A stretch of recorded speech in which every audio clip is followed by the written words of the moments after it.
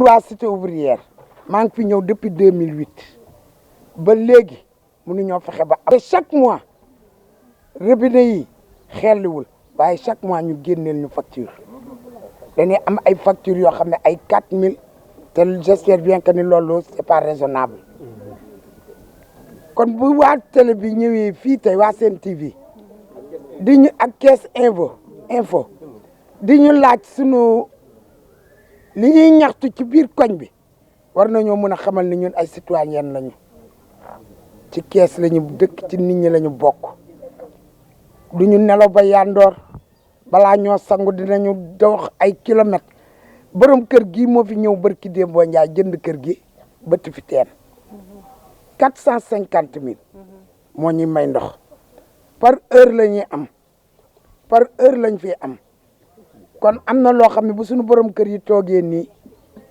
suñuy doom toog suñuy rakk toog bu ngeen ñu laajee ci problème mu ndox mi dinañ ci mën a am luñ ci wax ñun daal sonn nañu peut-être que éclairé bi day am na lu ñëw mais am na lu des.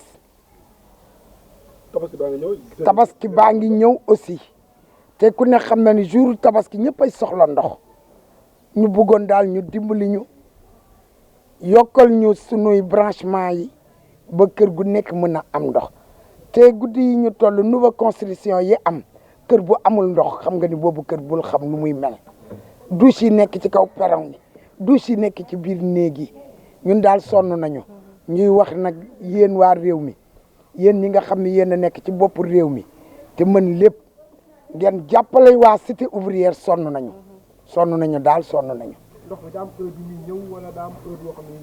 am na heure bu muy ñëw mais am na ñoo xam ne balaa moo yegsi ci ñoom mu tëj amatul heure ndax daan nañu toog ba 3 heures du matin ñu jóg boo jógee ñaari paan ngay am benn bërigo mu tëj soo yeewoo suba da ngay jënd sareet yi di ñii di jaay 800 ñii di jaay 1000 francs ci 10 bidon loolu metti na torop waaw ba pare amul hygiène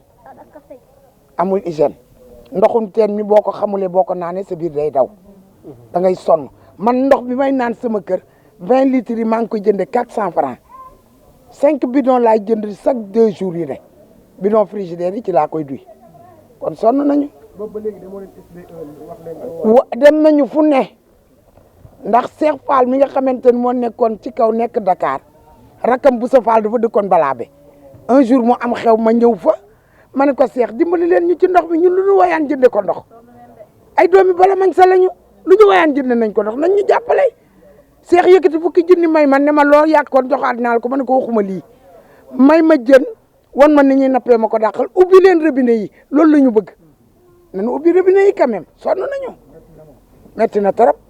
gannaaw ba muy sant yàlla julli yonent bi maa ngi nuyu képp ku fi teew ak muy góor muy jigéen di nuyu tim autorités yi nga xam ne ñoom lañ bëgg ñu dégg suñ jàngoro yi ñuy wéyee léegi muy ñàkkam ndox mi parce que man 5 ans 3 heures laa yeew te du tax ma am ndox maa ngi yéen démb 10 000 laa fay te aw ma ndox pare ñu jox ma facture 10 000 francs ma fay ko waaw loolu du yoon léegi problème mu Médina Fall surtout 2 moo ko mën a régler ak forage waaye raccordé ay tiwo taxul parce que ngent surtout bi liñ ko yen la attanul il faut ñu defal ñu forage bu bees ak surtout bu bees su ko defee suñu problème mën a régler ñi nekk ci taax kaw yi mën a am ndox ñi nekk suuf mën a am ndox loolu mooy régler suñu problème wasalaamaaleykum wa rahmatulahi taala wa barakatuh.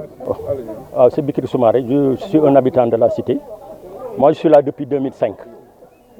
Mais depuis qu'on est là, on n'a jamais eu d'eau dans les robinets 24 heures sur 24. Les rares fois que nous les avons, c'est entre 3 heures et 4 heures du matin. Nous sommes complètement perturbés. Même le système de notre sommeil est complètement perturbé à ce manque d'eau.